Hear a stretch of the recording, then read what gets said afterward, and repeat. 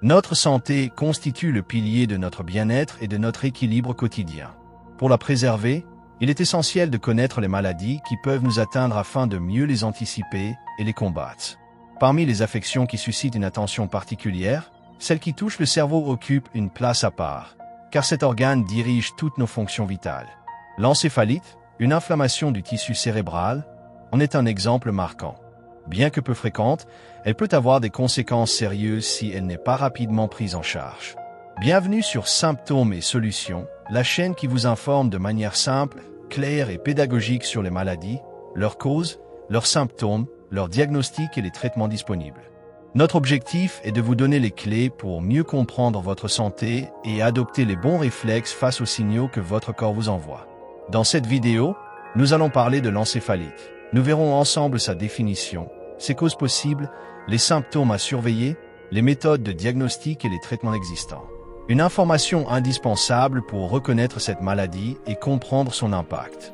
Si ce sujet vous intéresse et que vous souhaitez rester informé sur la santé, pensez à vous abonner à la chaîne, activer la cloche de notification et partager la vidéo pour aider d'autres personnes à mieux comprendre cette maladie.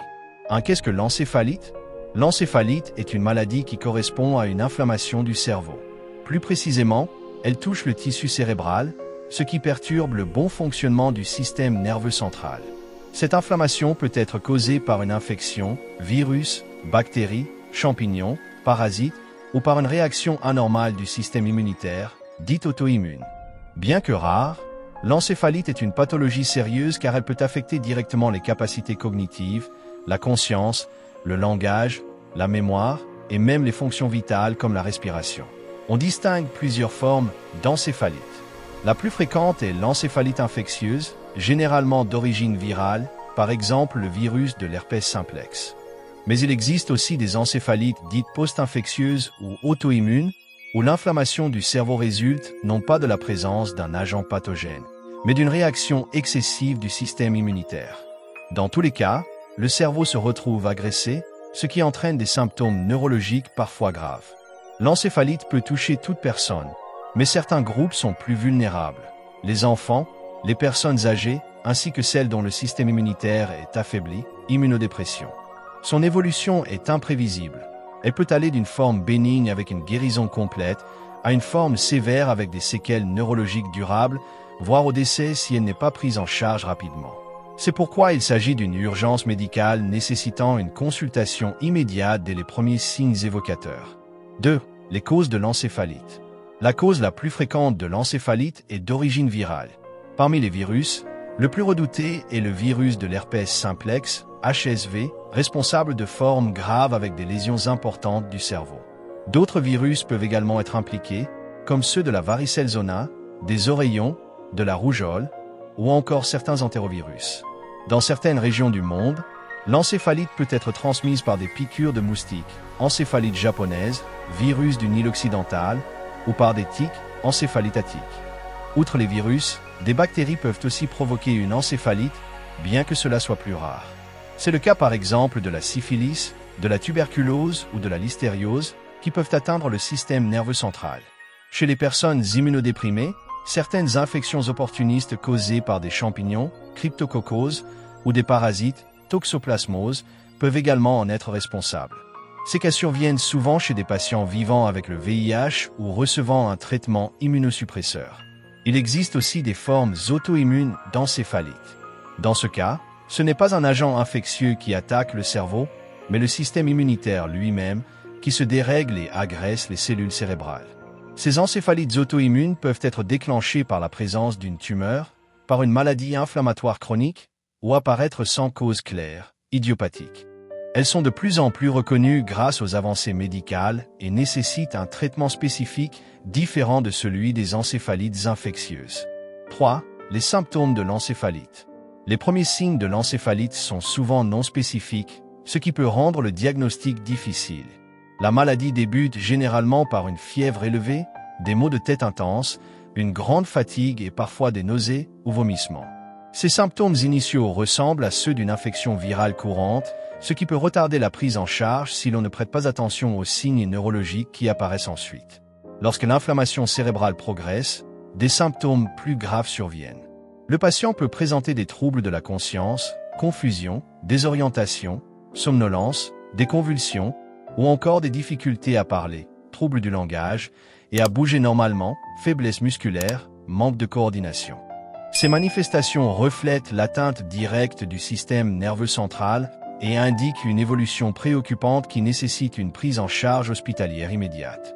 Enfin, certaines formes d'encéphalite provoquent des symptômes psychiatriques ou comportementaux. La personne peut devenir inhabituellement irritable, anxieuse, présenter des hallucinations ou un comportement incohérent. Ces signes, parfois impressionnants pour l'entourage, sont liés à l'atteinte de zones spécifiques du cerveau. L'évolution peut être rapide, allant d'un simple état confusionnel à un coma si la maladie n'est pas traitée rapidement. 4. Diagnostic de l'encéphalite. Le diagnostic de l'encéphalite commence par une évaluation clinique approfondie. Le médecin s'intéresse aux symptômes présentés par le patient, fièvre, convulsions, troubles de la conscience, et à ses antécédents médicaux. L'association d'une infection fébrile et de signes neurologiques est déjà un indice fort qui oriente vers l'encéphalite. Un examen neurologique complet est alors réalisé pour évaluer l'état de conscience, la coordination motrice, le langage et les réflexes. Afin de confirmer le diagnostic, des examens complémentaires sont nécessaires. La ponction lombaire est l'un des plus importants. Elle permet de prélever du liquide céphalorachidien, LCR, pour rechercher la présence de virus, de bactéries ou de marqueurs d'inflammation. L'imagerie cérébrale, en particulier l'IRM, est également un outil essentiel car elle permet de visualiser les zones du cerveau touchées et d'écarter d'autres pathologies comme un accident vasculaire cérébral ou une tumeur cérébrale. D'autres examens viennent compléter l'investigation selon la situation. L'électroencéphalogramme, EEG, permet d'évaluer l'activité électrique du cerveau et de détecter des anomalies caractéristiques. Des analyses sanguines et des tests sérologiques aident à identifier l'agent infectieux en cause. L'objectif de l'ensemble de ces explorations est double: confirmer le diagnostic d'encéphalite et surtout déterminer sa cause pour adapter au mieux le traitement. 5. Traitement de l'encéphalite. Le traitement de l'encéphalite dépend avant tout de sa cause. Lorsqu'elle est provoquée par un virus, des antiviraux spécifiques peuvent être prescrits. Le plus connu est l'aciclovir, utilisé notamment contre l'encéphalite herpétique, l'une des formes les plus graves. Dans les cas où aucun traitement antiviral spécifique n'existe, la prise en charge repose sur des soins de soutien pour soulager les symptômes et stabiliser l'état du patient. Si l'encéphalite est due à une infection bactérienne, le traitement repose sur des antibiotiques adaptés, administrés rapidement. Dans les cas plus rares d'origine parasitaire ou fongique, des antiparasitaires ou antifongiques sont nécessaires. Pour les formes auto-immunes, le traitement diffère. Il consiste à calmer l'activité excessive du système immunitaire à l'aide de corticoïdes, d'immunoglobulines ou d'une plasmaphérèse, procédé qui nettoie les anticorps circulants responsables de l'inflammation. Dans la grande majorité des cas, une hospitalisation en urgence est indispensable. Le patient peut avoir besoin de soins intensifs, perfusion, oxygénation, surveillance neurologique rapprochée, voire assistance respiratoire. Des médicaments peuvent être administrés pour contrôler les convulsions, réduire la fièvre et maintenir les fonctions vitales. La rapidité du traitement est déterminante. Plus il est commencé tôt, meilleures sont les chances de guérison avec un minimum de séquelles. 6. Prévention de l'encéphalite. La prévention de l'encéphalite repose principalement sur la protection contre les infections responsables de la maladie. La vaccination est un outil majeur. Certains vaccins, comme ceux contre la rougeole, les oreillons, la rubéole ou la varicelle, réduisent fortement le risque d'encéphalite post-infectieuse. Dans les régions où l'encéphalite japonaise ou à tique est endémique, des vaccins spécifiques sont également disponibles pour limiter les risques. Les mesures de protection contre les piqûres d'insectes sont également essentielles. L'utilisation de répulsifs, le port de vêtements longs et l'installation de moustiquaires contribuent à se protéger des moustiques et des tiques qui peuvent transmettre certains virus responsables d'encéphalite. Ces gestes simples sont particulièrement importants lors des voyages dans les zones à risque ou dans les périodes d'activité maximale des insectes. Enfin, la prévention passe aussi par la vigilance et l'éducation. Reconnaître rapidement les signes évocateurs comme la fièvre associée à des troubles neurologiques et consulter immédiatement un médecin peut sauver des vies.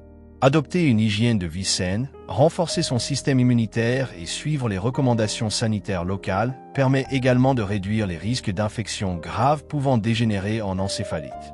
L'encéphalite est une maladie grave qui peut toucher n'importe qui et évoluer très rapidement. Elle illustre à quel point notre cerveau est un organe fragile mais essentiel, dont le bon fonctionnement conditionne notre vie quotidienne, notre pensée et nos capacités physiques. Comprendre cette maladie, connaître ses causes, ses symptômes et ses moyens de prévention est crucial pour agir à temps et protéger sa santé. La clé face à l'encéphalite réside dans la prévention, la vigilance et la rapidité de prise en charge. Vaccination, protection contre les insectes et hygiène de vie sont des mesures simples mais efficaces. Reconnaître les signes d'alerte et consulter immédiatement un professionnel de santé peut faire toute la différence et réduire les risques de complications graves.